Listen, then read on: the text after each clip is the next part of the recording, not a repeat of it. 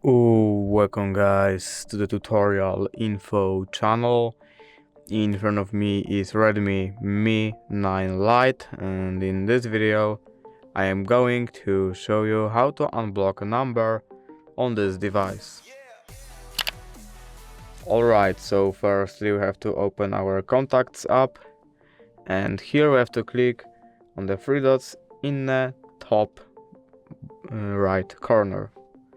Next, we have to click on settings, and here, as you can see, we have blocked numbers option. As you can see, that's the number that I have blocked. So to unblock this number, all we have to do is just click on this icon and click unblock. And as you can see, 44 is now unblocked.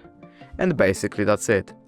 If you did enjoy this video, leave a like and subscribe. Thank you guys for watching. Bye!